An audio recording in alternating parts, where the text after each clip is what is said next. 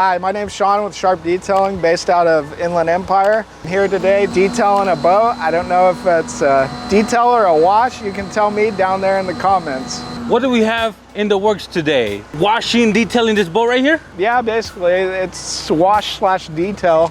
It should be maintained, but this thing's gone a little further, so it's pretty dirty. This should take between 2 to 3 hours. What's the difference between a maintenance and a full detail for a boat? A maintenance should just be knocking off dirt, wiping it down. Nothing that's embedded in any of the seats or the floors, any of the gel coat. Now, if you're detailing it and there's oxidation problems in the gel coat, it could require sanding, multiple steps of polishing to remove all the oxidation. You kind of told me you found a couple of black widows in there? Oh, one so far. The only one? Yeah. All right, man. You think we can walk over there and you can walk me through the boat? Yeah. What do you think is going to be one of the hardest parts to clean, or is it all the same? It's all pretty dirty. And what's your process in the inside? Right now we're just blowing all the top dirt off, and then we'll get in there and start agitating everything, try to get all the embedded dirt out. So Sean, how did this customer find you? I think Instagram. I think he found me from Instagram. And first time customer? First time customer. At first it was scheduled for just a maintenance wash at like 1:40. I got here, looked at it, and I was like, no way, this thing's gonna take like 3 hours. So I called him up, and then I had to, raise the price a little bit. It was gonna take longer, but they okayed it, so we're gonna take care of it. Now, when it comes to raising the prices, because I know there's a lot of detailers that are kind of scared that, hey, I'm gonna lose this customer. Oh, it happens. Definitely happens. What's your best advice for those detailers? Do you want to work for cheap or free?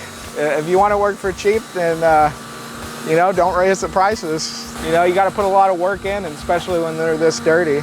For detailers that have never detailed a boat, what's the big difference between that and detailing a car or an RV?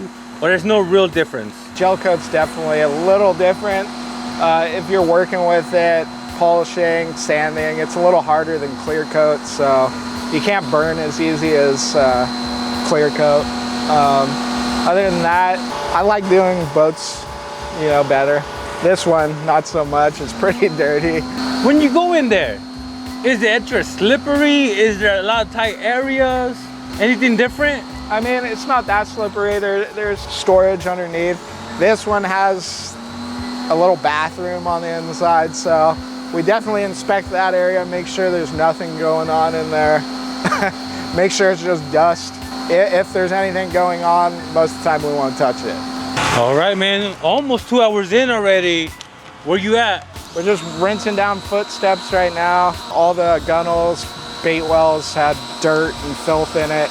So it took a little longer than we thought. It's kind of a fishing boat, so he just wants it cleaned up. None of the chrome, aluminum, polished, anything like that. So, just a good cleanup. Are you almost done with the inside? You still got we're just rinsing footprints down, then we're done. What's your process for the outside? Really, the outside, all we're doing is spraying soap and washing it. How long do you think this is gonna take you? 15, 20 minutes. No way! Yeah.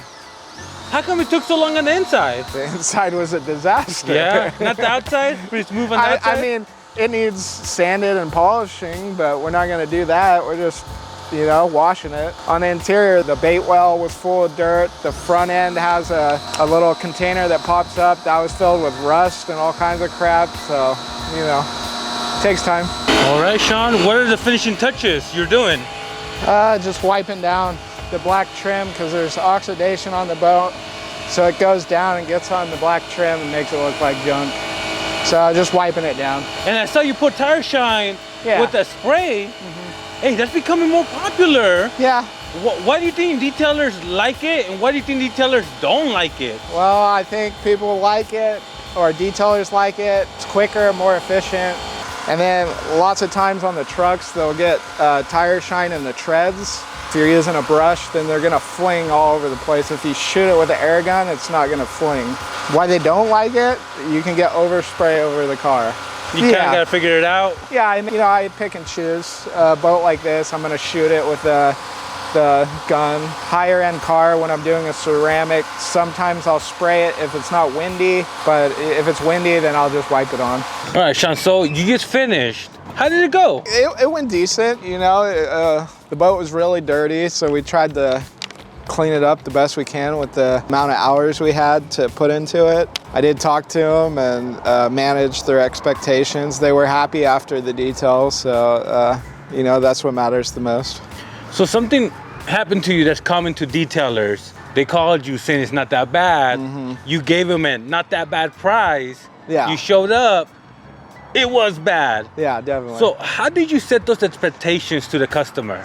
I was just honest, you know. I told them how many hours it was going to take me, what I needed to do to remove all the dirt.